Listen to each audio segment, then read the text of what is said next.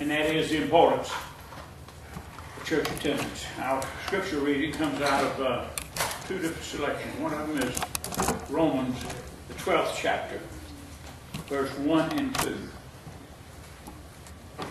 Sacrifice. Therefore I urge you, brothers, in view of God's mercy, to offer your bodies as living sacrifices, holy and pleasing to God. This is your spiritual act of worship. Do not conform any longer to the pattern of this world, but be transformed by the renewing of your mind. Then you will be able to test and approve what God's will is, His good, pleasing, and perfect will.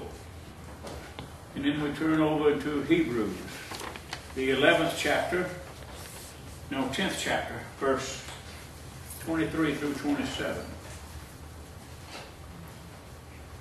Let us hold unswervingly to the hope we profess. For he who promised is faithful. And let us consider how we may spur one another on toward love and good deeds. Let us not give up meeting together, as some of the habits have a habit of doing, but let us encourage one another, and all the more as you see the day approaching. If we deliberately keep our sinning after we have received this knowledge of the truth, no sacrifice for sins is left, but only a fearful expectation of judgment and of raging fire that will consume the enemies of God. May God bless the reading of His holy word.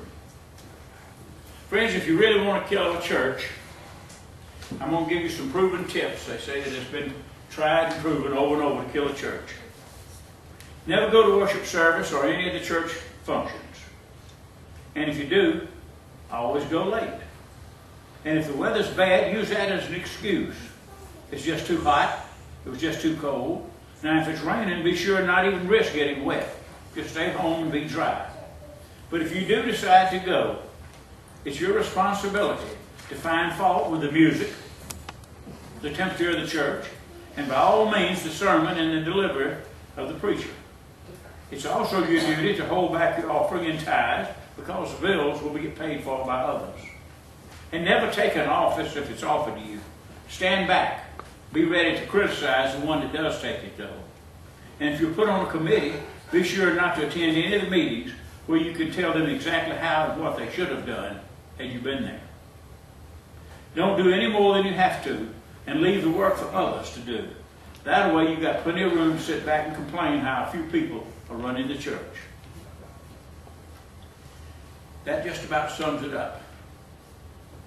You look at Romans 12:1, we see the commitment requires a total body. We are to sacrifice ourselves to be committed to Christ. In Romans 12:2, we're told that if we're committed wholeheartedly to Christ, we believe in putting to God, we put Him first, then we can't conform to the belief of the world. We're told not to conform so we may choose where our commitments are. They'll either be with God or they'll be with the world. Now that brings us into an even deeper question. Since we understand our commitment, just what are we supposed to be committed to? Let's look at something that we might have kind of overlooked a little bit. We should be committed first off to Christ. Then we should be committed to the church. More specifically, to church attendance. I know it's sometimes hard to see just how important the church really is. Many times we feel like we just got too many more important things to do we should take care of first, rather than go to church. Think about this. Just where does the church sit on God's importance level? We will cover that in a minute. But first off, let's look at why so many people have so many reasons not to come to church. Let's take about the seasons. First off, we take it in spring. Spring is baseball season. Big sport. Lots to do. Lots on TV. We've been cooped up all winter long inside. We want to get out. We want to enjoy the beautiful weather. There's gardens to be planted. There's flowers to be worked. Yards to be cut and raked. And then before we know it, we've hit summer. Fishing, swimming, boating, picnics. Oh yeah, still grass cutting, still yard work to do. Then there's vacations, and visiting friends and relatives, and having them visit you. And heaven forbid bringing them to church with you. No. Then it's fall. Football, the king of the South.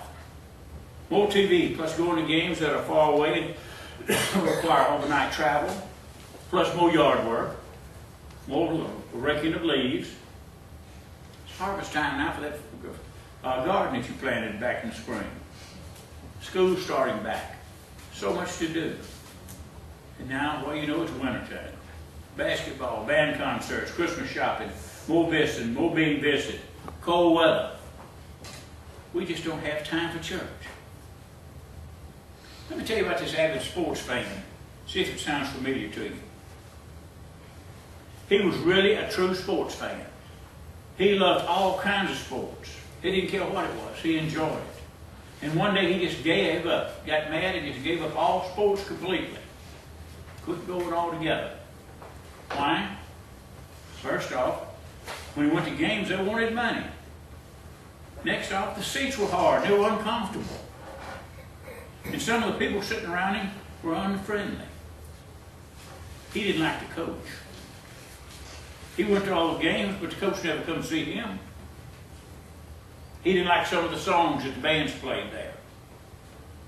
Games were scheduled when he had other things he wanted to do. And some of the people didn't even go to watch the games. They just went to watch the people around them and see what they were wearing.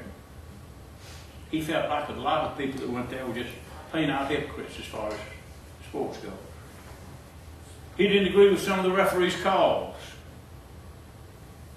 His parents had always taken him to sporting events all of his life. And he wasn't going to force that on his children. He was going to let them make up their own mind one way or the other how they felt about sports. Kind of sound like some Christians. Now let's examine the importance of coming to church, just where it sits in God's level of importance. Hebrews 10:23 through 26 told us that it's the importance that God puts on His church. He's serious about it. As well as the passage tells us the importance of church and not forsaking our own assembly or to get in the habit of others. Now what that passage means, back the early church didn't have buildings to go to. They just had assemblies every week. And they would meet in these assemblies to worship. And worship with other Christians. Hebrews is a book written to Jewish Christians because some of them were backsliding. Some of them wanted to go back to Judaism. Some Christians were failing to go to assembly or church as we know it now know it. The reasons were many and they were varied. Some felt like they were persecuted because they were going to church. Some were asleep spiritually. Some thought they were too good to go to church. And some were just too busy to go. The writer of Hebrews warns them, as well as us, not to make it a habit of skipping church. The more you miss, the easier it is to find excuses not to come. He goes on to say, but encouraging one another, and all the more as you see the day drawing near. The early Christians were encouraged to encourage one another to come to their weekly assemblies. Friends, when you see a fellow Christian, tell them, see you in church Sunday. If they've been missing for a few Sundays, tell them, hey, we've been missing you in church. I want to see you back there. Whatever the situation is, encourage them to come to church. Encourage each other. Christians are supposed to encourage other Christians. But unfortunately, that wasn't the hardest part of the past.